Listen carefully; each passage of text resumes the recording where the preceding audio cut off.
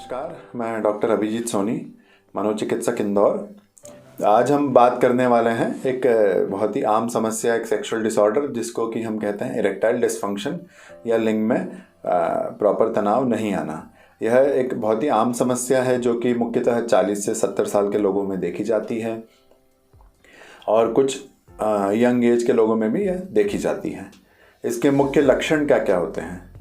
इसके 3 प्रकार के लक्षण होते हैं। पहला, या तो लिंग में तनाव बिल्कुल भी नहीं आएगा, या कहने कि इरेक्शन नहीं होगा, इरेक्शन मेंटेन नहीं हो पाएगा, या तीसरा, इतना इरेक्शन नहीं होगा कि इंसान संभोग या इंटरकोर्स कर पाए। जब हम बात करेंगे कि लक्षणों की, तो हमें यह भी समझना ज़रूरी है कि नॉर्मल इरेक्शन की प्रक्रिया कैसी होती है।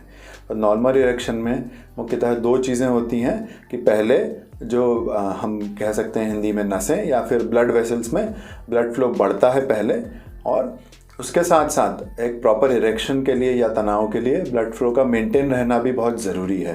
तो यह होती है एक नॉर्मल प्रक्रिया इरेक्शन की। अब हमने जब बात कर ली कि उसके लक्षण क्या हैं और साथ ही साथ में नॉर्मल प्रक्रिया क्या है, तो इसके क्या मुख्य कारण होते हैं, किस किस कारणों से इरेक्शन में परेशानी आती है। तो इसके कारण 2 प्रकार के होते हैं। पहला मुख्य कारण एक शारीरिक, दूसरा मनोवैज्ञानिक या साइकोलॉजिकल कारण, है ना। तो शारीरिक कारणों में जैसे हमने बात किया कि 40 से 70 साल के लोगों में ज़्यादातर पाई जाती है। तो इसमें एक सबसे बड़ा कारण होता है ओल्ड एज। उम्र के साथ साथ शरीर के हिस्से, ऑर्गन्स जो रहते हैं उतना ठीक से काम नहीं कर पाते, तो वह एक मुख्य कारण है। इसके अलावा कुछ लोगों में हार्ट की या कार्डियक समस्याएं होती हैं, वो एक दूसरा कारण होता है। किसी इंसान को डायबिटीज़ है, बीपी की शिकायत है, तो उसके कारण भी यह नसों में परेशानी आती है और इरेक्शन ठीक से नहीं हो पाता है। और कई बार लोग कुछ दवाइयाँ लेते हैं, जैसे ओल्ड एज में बहुत सारी दवाइयाँ होती हैं, जैसे ब्लड प्रेशर की दवाइयाँ, कई बार दर्द निवारक दवाइयाँ, और कई बार एंटी डिप्रेसेंट ऐसी मेडिकेशन भी लोग लेते हैं। हाँ, यह ज़रूरी नहीं कि हर दवाई से और हमेशा ऐसा होगा ही, पर लंबे समय तक जब दवाई चलती है और कभी कभी इन दवाइयों के कारण भी इरेक्शन में तकलीफ आती है। आखिरी एक मुख्य कारण जो मैं बताना चाहूँगा कि वो लोग बहुत सारे नशे का उपयोग करते हैं, जैसे अल्कोहल हो गया या फिर स्मोकिंग हो गया, तो उसके कारण भी नसों में खराबी और इरेक्शन में तकलीफ आती है।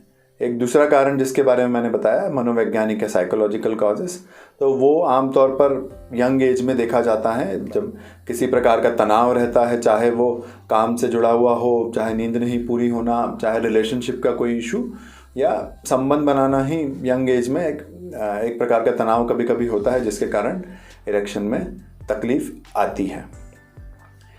ये सब चीज़ों के अलावा मैं यह भी बताना चाहूँगा कि इस चीज़ का इलाज पूरी तरह संभव है।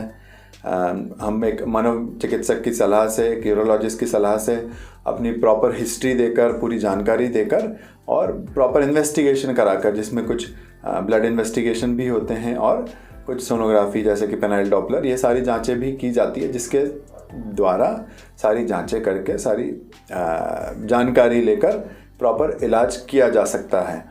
इसको दवाई के द्वारा ठीक किया जा सकता है और कुछ मनोवैज्ञानिक तकनीकें भी होती हैं जिसके द्वारा इसको ठीक किया जा सकता है। अंत में मैं यही कहना चाहूँगा कि कई बार लोग ऐसा कहते हैं, बार बार हमने हमारे पेशेंट से सुना है कि टेस्टोस्टेरोन से इरेक्शन का कोई संबंध होता है, तो यह एक भ्रम है। ऐसा इससे कोई भी संबंध नहीं है।